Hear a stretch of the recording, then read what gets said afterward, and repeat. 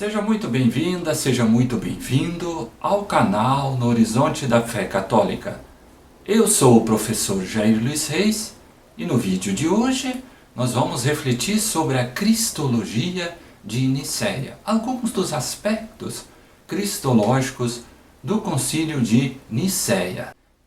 Então peço para que você também se inscreva aqui no canal.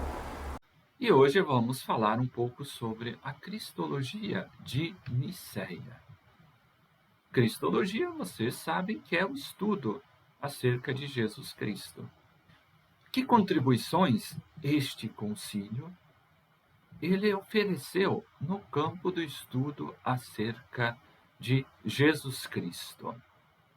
Então, esse concílio tornou-se fundamental para a Cristologia. Então, esse primeiro concílio geral, ele vai declarar contra Ário. Quem que é Ário? Ário é um sujeito que vai afirmar e conceber somente Jesus Cristo como sendo criatura. Então, Ário nega a filiação divina. Nos vídeos anteriores, quando nós começamos a ver os títulos Jesus Cristo, Filho de Deus, nós já sinalizamos sempre, a gente tem que confessar sempre a natureza divina e a natureza humana em Jesus Cristo. Ário aqui, ele só concebe a natureza humana. Então, para Ário, Jesus Cristo foi a melhor das criaturas, mas nega a questão da filiação divina. Então, esse primeiro aspecto que nós sinalizamos aí. Então, o concílio ele vai se pronunciar sobretudo sobre aquilo que Ário afirma. Então, Ário nega a filiação divina. Foi verdadeiramente Deus e verdadeiramente homem também. Não é somente homem, não é somente Deus. É um pouquinho difícil, vamos tentar explicar. No fundo, é aquilo que já está lá na Sagrada Escritura. Se nós pegamos o prólogo de São João que diz: o Verbo era Deus e o Verbo estava com Deus. Então, quando a gente pensa a questão da filiação divina, necessariamente nós temos que afirmar a questão da eternidade de Jesus Cristo. E para isso, nós temos toda a reflexão bíblica que já precede essa discussão de Nicéia. Lá quando diz o Verbo era Deus, São João, no capítulo 1, que é o prólogo, né? Ele vai desenvolver isso, de que o Verbo era Deus, o Verbo estava com Deus. Então, mostra que o Verbo desde sempre existiu. E, claro, nós temos o mistério da encarnação. Mas é importante perceber que ele é nascido, como diz o texto aqui, da natureza do Pai. Então, Jesus Cristo é Deus junto com o Pai e o Espírito Santo.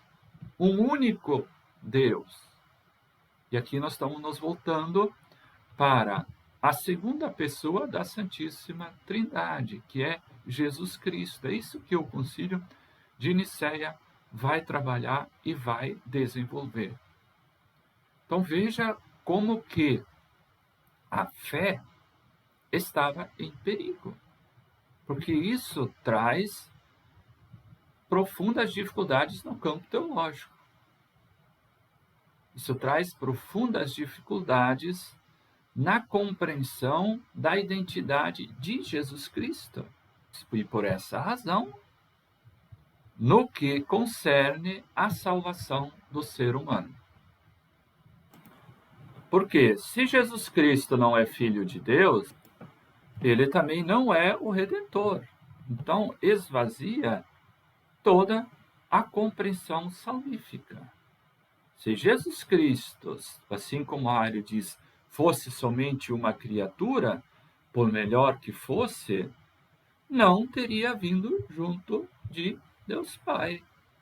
Conseguinte, não seria o Salvador. Então vejam como que essa verdade cristológica aqui, de que Jesus Cristo é sim Filho de Deus, assim como já vem lá nos Evangelhos, agora desenvolvido de uma maneira mais doutrinal, é essencial para a identidade de Jesus Cristo, para a compreensão da sua natureza divina, claro, e natureza humana também, a gente vai ver à frente, e também a questão dele ser o Salvador, ele ser o mediador.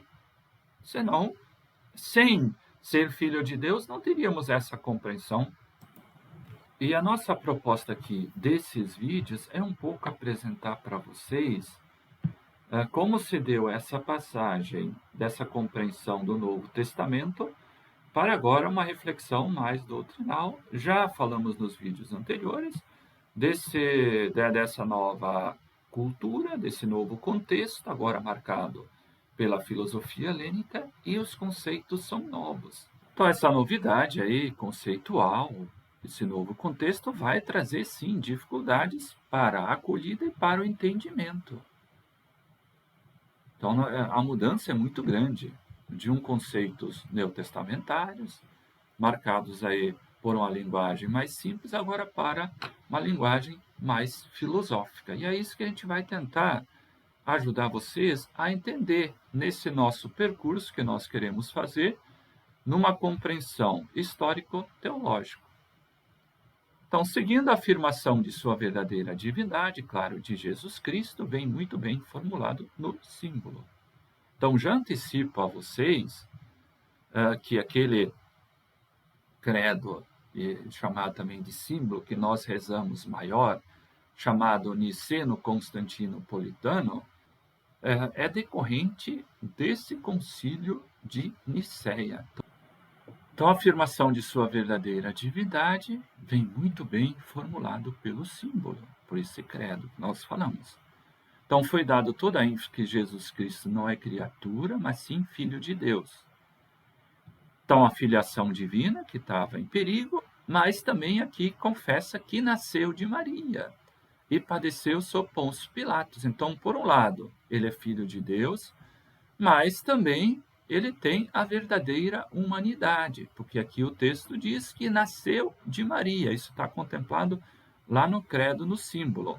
Então, temos claramente acentuado que é um Deus e homem, Filho de Deus, e também aqui nasceu da Virgem Maria, e realçada a sua natureza humana. Claro que essa questão de mais lá na frente, quando a gente chegar no Concílio de Calcedônia, mas eu já adianto um pouco para vocês perceberem, essa unidade ela vai ser concentrada no conceito de pessoa. Então, Jesus Cristo, uma pessoa em duas naturezas. Então, temos claramente acentuado um Deus e homem. Então, não é por acaso que o Concílio de Nicéia vai se tornar a pedra fundamental para a ortodoxia cristológica. Isso está nesse volume aí da Mysterium Salutaris, nessa coleção 3, volume 3, na página 40. A pedra fundamental cristológica, porque é o primeiro concílio que vai refletir muito acerca da divindade de Jesus Cristo, vai pôr uma base doutrinal central, e nesse contexto, então, nós não podemos esquecer a importância que assume Santo Atanásio, porque ele fez muito por esse concílio. E o grande foco da teologia de Atanásio é a encarnação de Deus em prol da nossa divinização. Então, o ponto de partida da reflexão de Atanásio é esse: a compreender que Jesus Cristo é, de fato, verdadeiramente Filho de Deus, será crucial para entender que nós somos santificados, que nós somos divinizados. Ou ainda que nós, em Jesus Cristo, alcançamos uma proximidade fundamental com Deus Pai. Então, nós somos salvos por Cristo, porque Ele, de fato, é Filho de Deus. Sem essa referência da filiação divina, como já frisamos um pouquinho, a questão da divinização e da salvação não seria possível. E esse é o eixo central do pensamento de Santo Atanásio, o mistério da encarnação, que é central para a nossa fé. Ele encontra sua máxima razão de ser na nossa divinização, na nossa salvação. Ele vai apresentar um argumento basilar contra os arianos, a saber, só quem é verdadeiramente Deus pode nos divinizar. Se Jesus Cristo não fosse verdadeiramente Filho de Deus, não poderia fazê-lo. Então, esse axioma impõe a necessidade de que Jesus seja realmente homem, sempre na dupla natureza, Jesus Cristo, verdadeiramente Deus e verdadeiramente homem. Então, esse é um pouco esse caminho introdutório que leva ao Concílio de Nicéia. Nos próximos 2 vídeos, eu vou apresentar para vocês 2 conceitos que são fundamentais para esse entendimento, que estão lá no símbolo niceno-constantinopolitano. O primeiro conceito vai ser sobre a substância, isto é, consubstancial ao Pai, e o segundo vai ser sobre o conceito de geração, ou seja, gerado, não criado. Muito obrigado por ter visto o vídeo até o final. Um grande abraço e até a nossa próxima oportunidade.